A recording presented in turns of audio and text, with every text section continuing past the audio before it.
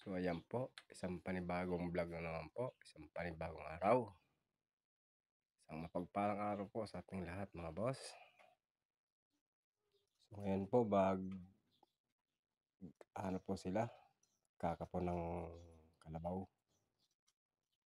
Ito po yung tradisyon sa kanila, ito yung pamamaraan kung paano po pagkakapon ng kalabaw. So ito po, parang iniipit po nila muna sa para hindi siya malikot. So ayan para hindi siya gaano makagalaw. Ayan, nakapermis na po yung kalabaw. Permis na siya.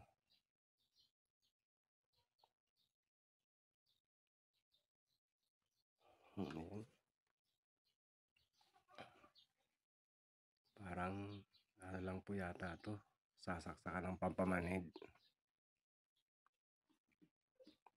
Yan siya, nakapermis na sa isang gilid. Ayan na.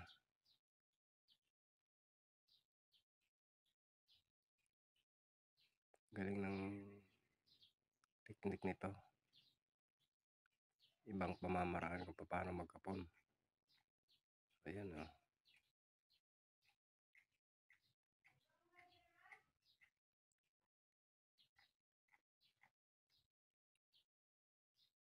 Nahanap niya ngayon yung dugtungan para manhid.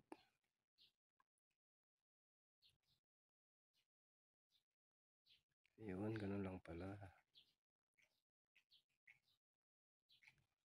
So ayan ayan na, sa kanya hiwain pag manhid. Ayun. Ayan, nararamdaman niya pa.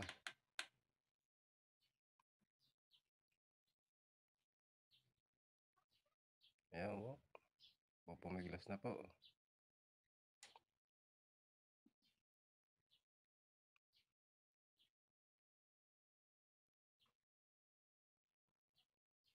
Ayan masakit kung siguro na yan. Naputol pa yung mga litid yun.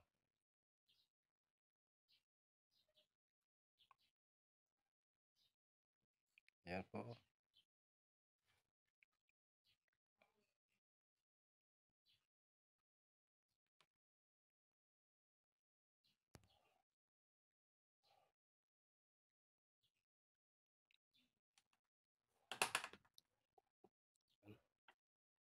Kanya po hiwain ng bagya. Ayun, tinatahi niya para hindi umano yung umagos ng tuloy-tuloy yung dugo. Sa kanya ngayon puputulin.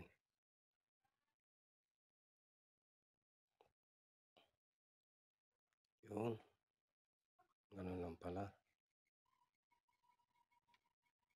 Ayun, tinalian niya ng Wala nang kapalag-palag na yan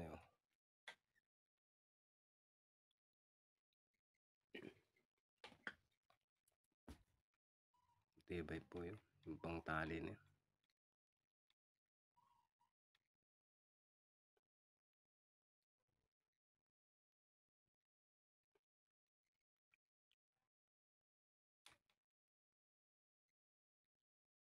Yan po, napakagaling po ng magkakapon na to ng kalabaw.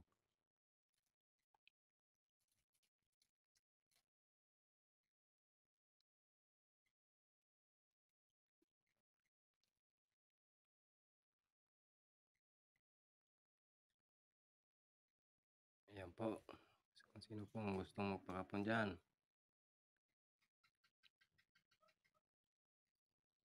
sabihin nyo lang po. At sasamahan ko po kayo dito. So, napakagaling na itong kakapon. So ayan, tanggal na po yung isa. Subali dalawa na. Ayan na, pinipiga niya na po ng gusto yung dugo para manid na manid talaga o wala nang pakiramdam yung kalabaw.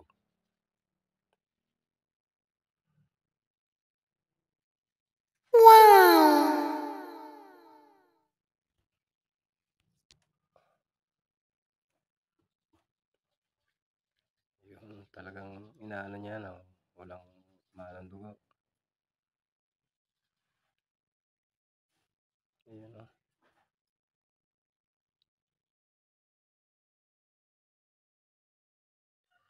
Bibigyan na po siya ng pangpapurga. Ayan, inaano pa sa ilong. Yun. Maraming salamat po sa inyong panonood. Sana po lagi mag-ingat.